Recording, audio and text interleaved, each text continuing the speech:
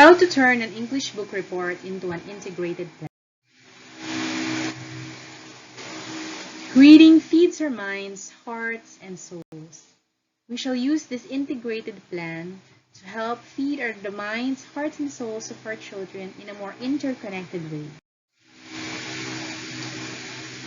This would be the parts of this presentation, starting with the book report, the parts of a book report, and then book choices and reading aloud, writing the book report, and then the integrated plan, which is actually integrated na rin siya while reading and at the same time writing the book report. Tapos may after book report activities pa siya.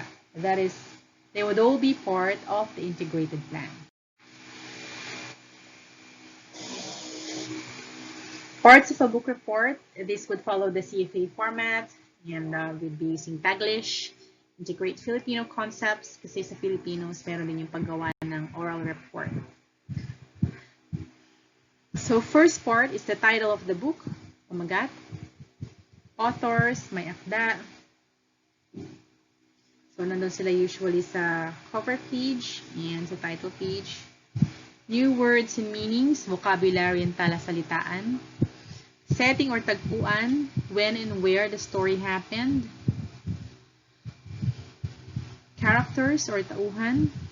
Beginning, what happened at the start. This is usually the part where the characters are introduced and where they are, ano yung environment nila. Next is middle or kalagitnaan. So, dito na yung most of the action is taking place. Pati yung mga plot twists and turns. And, yun nando yung dulo, resolution of a problem, na solve na yung mga conflicts ng characters involved. And then, the reaction of the student or the child, their feelings, their thoughts. It would help to have a feelings chart, which I would provide in the resources of my FB group page. Kasi minsan pag tinatanong mo sila, how do you feel about the character? Parang blanco, like my son. So at least they would be guide keywords that would help them. And at the same time, yung keywords varied siya. So minsan mas appropriate yung adjective for the expression or the feeling that your child wants to express. Synonyms pati, integration na yun, English integration.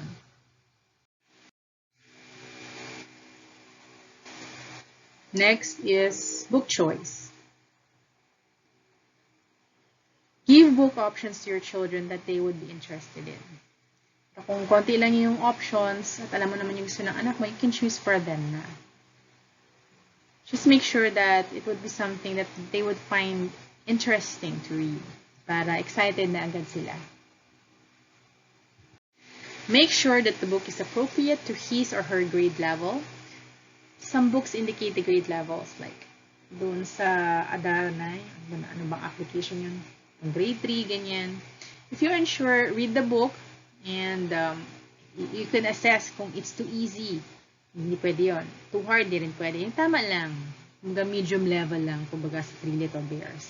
Kasi hindi pwede masyado madali, baka wala na siyang new words for the talasalitaan or vocabulary part.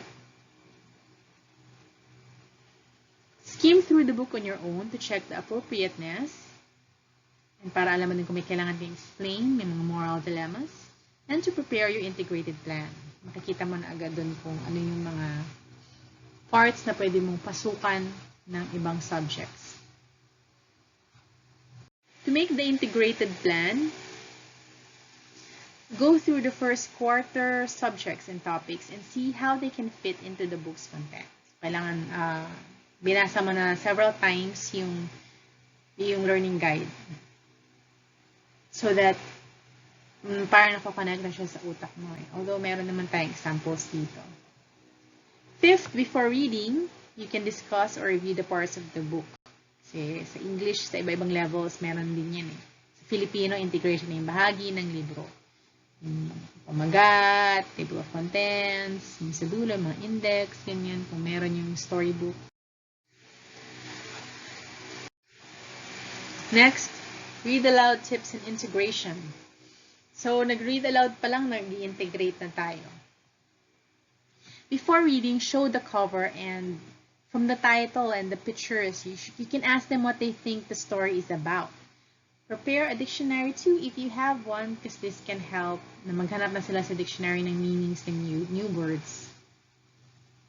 And then second, create anticipation by being excited about the character's story or connecting them to something that your children love. Choose a comfortable position where you can both see the pages. So read with your child.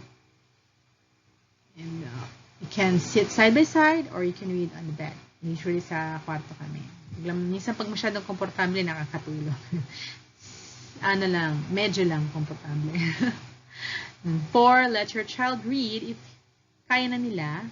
And if not, you can read to them. Remind them na kung sila magbabasa, read with feelings, proper pacing, ano yung mga gagawin pag may punctuation marks. And if you're reading, be a good role model. Use plenty of expressions and change your tone of voice to fit the dialogue.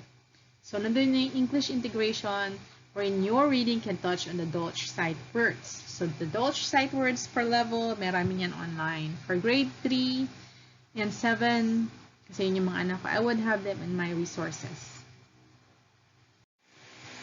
5th, while reading, help your child understand the new words. So English integration, use the dictionary, which is also part of the Filipino integration. Help them use the dictionary to find a new word, paano gamitin, and then the meaning. Yung meaning, at the same time, synonym siya, you can tell that to them, na yun yung mga magkasing kahulugan. So, Filipino na rin siya. 6th, ask your child about what the character may be feeling or what the words and behaviors say about the character. So, infer feelings. Kunyari dun sa amin, yung the true story of the 3 little pigs, I would ask, how do you think the wolf is feeling right now after being freed? Dun sa nangyari sa pigs. Diba? You're inferring the feelings based on what happened.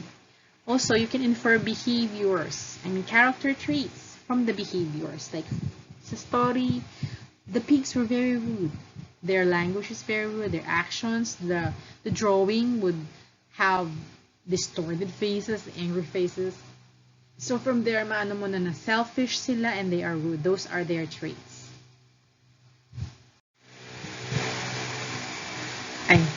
7. Ask your child about what they think will happen next and why. Kaya kailangan mag-skim ka na para may mga ready skills ka na sa mga exciting plot points. You can ask them what they think will happen. It's an English integration for drawing conclusions and recalling events because they will base the conclusions on the previous events. So, napapaisip sila ngayon sa mga characters at sa sequence ng story.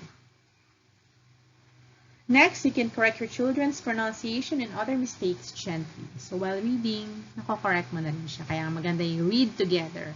He will be reading or you would be reading.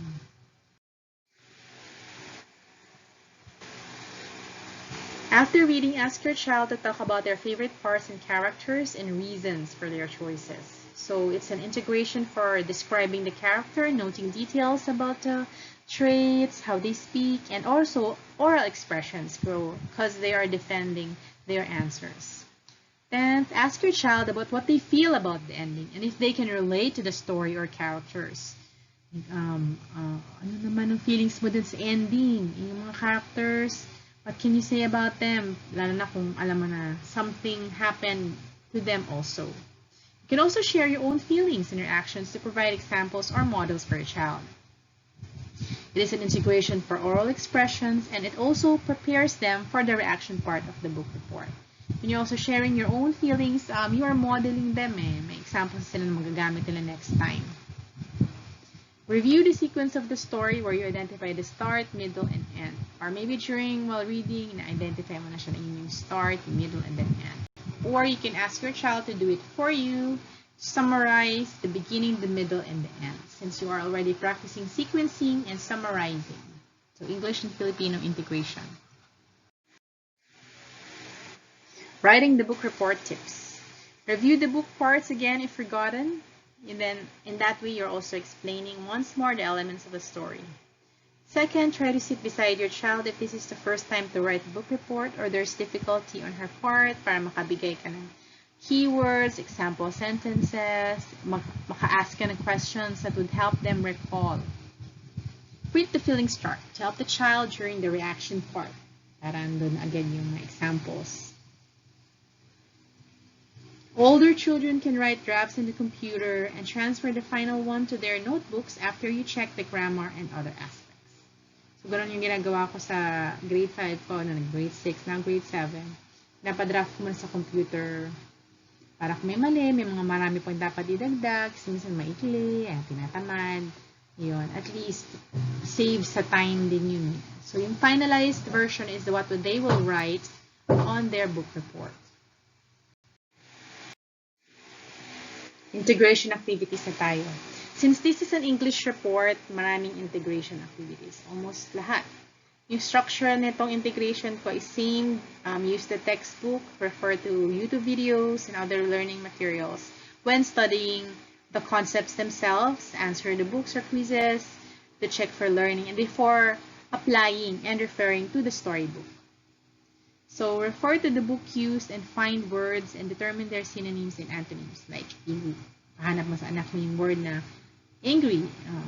Ano bang, sabihin mo, anong synonym ng angry, anong antonyms. They can write a chart, or pwedeng yung chart nila is nakalagay na sa flashcards. So, English PBA na yun. Tapos, later on, iguguluhin mo yung flashcards, i-arrange niya kung ano yung pairs ng synonyms, ano yung pairs ng antonyms, or ano yung mga antonyms, ano yung mga synonyms. So, English PBA na naman siya. Next is rhyming words. Again, use a textbook or YouTube videos that would describe rhymes. So, Tagalog yun. Ibig sabihin ng rhymes, magkatugma. And, again, find sa storybook. Alin dun yung mga nga nagra-rhymes. So, pwedeng habang naghahanap siya doon, you gave them 10 minutes or 15 minutes, bala kayo.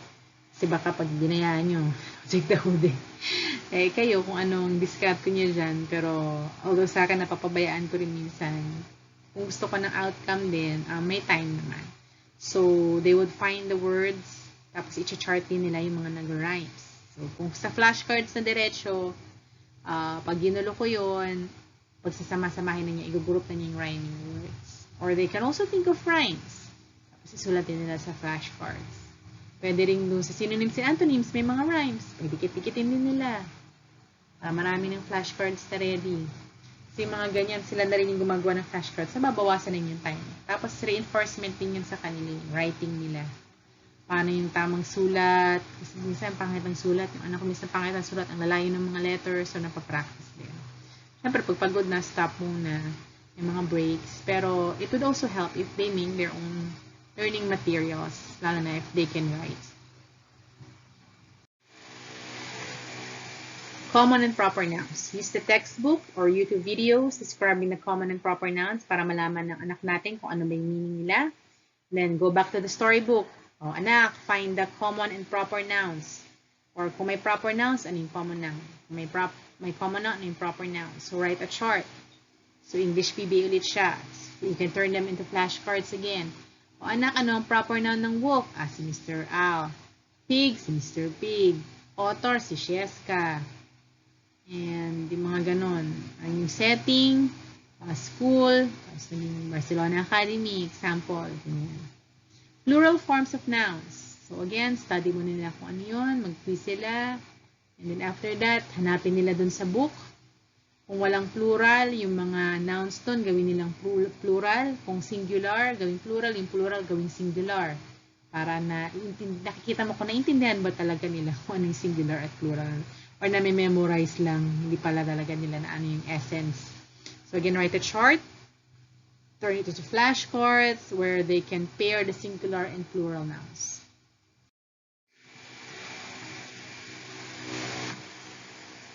Sentence versus fragments. Let them study again what the sentence is, what the fragment is, so that when you ask them, anak, look for sentences and fragments in the book. Hindi na sila, ano yung sentence? Unless gusto mo mag-explain. Pero ako kasi I usually just have them study first. Kung nahirapan sila, you would have to be there to explain. Tapos dun sa book, pwede mong yung isang sentence, isulat mo sa flashcard, or sila na magsulat. Tapos i-divide mo na yun. Tapos yan mo, anak, gumawa ka ng fragment sa sentence na to. Tapos from the different fragments, you can make new sentences. You can make silly fragments, silly sentences, or for fun naman. Kung masyadong palaging serious. The types of sentences, they have to study the different types. Declarative, interrogative. Then go to the textbook again. Anak, find me different kinds of sentences. Put it into charts. Ito yung declarative sentences. Ito yung mga kinds of sentences from the book. Ito yung mga interrogative sentences from the book. Exclamatory sentences. Tapos pwede rin ilagay sa flashcards yung mga sentences. Tapos itanong mo, ito anak, kasi itong sentence ito, read it. What kind of sentence is this? Or another kind of activity is transforming them. Kunyari, declarative to interrogative. The wolf is very angry. Gawing interrogative, is the wolf angry? So yun, naano nila kung anong differences ng mga different kinds of sentences. Written expressions. Ito, fun part to. You can have your children write a letter to the characters of the book. Like, my son can write to Mr. Wolf, who is already in prison. And in his writing, he can show empathy and show his values. So, values education na rin siya. Make sure, though, that they know the parts of the letter. And if not, you can review them first before you ask. Tapos, pagkatapos nilang isulat, itanong mo, ito anak, what is this part? Read your letter and then tell me the parts of your letter.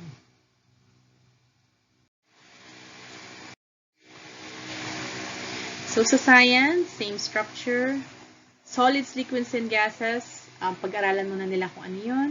Ano yung mga properties nila. Tapos, go back to the storybook. Identify which are solids, liquids, and gases. Make a chart out of them. If there are missing kinds of matter, you can talk about possible scenarios or refer to their artwork, or they have maybe they have artwork that they have written about the types of matter. This can be your science PBA. So flashcards, you can turn them into flashcards and they can group them to solid, liquid, or gas. So proper handling of matter, ganun din. Study muna nila. Tapos, babalik dun sa book kung may applicable. Alin dun yung proper ways of handling matter, ano yung improper ways. Bakit improper, bakit proper. So, habang nag-i-explain sila, dun mo malalaman kung naiintindihan ba nila yung subject, yung pinag-aralan. So, science PBE na siya. The children can also make rules about handling matter. They can put it in a poster. How to handle solids, or this kind of liquid, flammable gases. Safety na rin yun. Physical and chemical changes. Pag-aralan muna nila what they mean. What happens during a physical change. What happens during a chemical change. After that, you can ask them to find those kinds of changes in the storybook. You can make a chart or make a story, which is science PBE na siya. Kung may changes in temperature, you can also ask them dun sa book, anak, diba yung changes of temperature, ano ba yung nangyari doon? So, ano ibig sabihin nun? Pag nag-increase yung temperature, anong mangyari sa solid? Anong mangyari sa liquid? So, ano ng evaporation, condensation? So, for MAPE, you also use a textbook or other learning materials. And rhythm, para alam nila kung ano yung rhythm. Tapos, after dun, balik naman sa storybook. Have them think of a poem, write a poem, a short poem, which is an English PBE din. And nakapractice sila sa rhymes. Tapos habang ginagawa nila, they think of a beat, a familiar beat, a rhythm, and then they can sing it, they can perform it, you can record it, you can vlog about it. You can also make this activity fun by changing the beats, making it faster or slower or steady beats. Just play with the music. Make it fun and creative PBE. Arts and elements. So, let your child read up on the lines, textures, shapes, answer what they are. And then, ask them to draw or paint something from the book, like the characters or the events, environments, using a different lines. Maganda kung may checklist. Ito yung mga lines na ilalagay ko. Check ko na, tapos na. So, texture, shapes, ilagay lahat. Art PBE na yon. Tapos, ganun din sa principle of death. Pag-aralan mo na yung contrast. Tapos, pwedeng mag-draw. Pwede rin na clay. Clay ang gamitin. Pwede rin other materials. Diba? Like Lego or anything that would use the same principles. Geometric designs. Read the textbook about it and then apply drawing, painting. Kunyari yung character na si Wolf. Draw it using geometric shapes only, or the pigs. That's fun. Mala Picasso na cubism na ang art movement nila. So, PE, body shapes and actions. Study mo na kung ano yung tinuturo sa book or sa curriculum. Answer the quizzes. And then after that, go to the storybook. Find and act out body shapes or actions. Imagine body actions that the characters would do, like the wolf would curl and twist, walk and run. The pigs would sit and also run. Different kinds of body actions. So nutrition. Ask your child to study good nutrition and health, textbook, using textbook and other materials. Answer the quizzes. And then refer again to the storybook. Hanapin dun kung pwede, kung meron na applicable. Is the character healthy? Explain niya why or why not using yung pinag-aralan niya. And then another health PBE. Another health PBE is asking your child to make recommendations on how to improve the health of the character. So questions. What if I don't have textbooks? Kung may learning guide na, learning guide. Meron ding DepEd curriculum and teaching guides. I have a post on my FB group, Homeschool for Newbies. Na nandun na yung mga teaching guides, yung ginagamit ko ngayon. Kasi, nabubore na yung bata. Usually, June, may pasok na. Ngayon, kaya nga July, nag-start na kami. Tapos maganda nga may mga activities din. Para natututo na. Tapos, hindi ka nagmamadali. Diba? So, yun. Nandun yung mga resources. What if my child dislikes desk work? Kung auditor or kinesthetic learners, at para sa akin, just finish the quizzes. Ito lang naman ang requirement usually, or depende, konti lang naman ang requirement.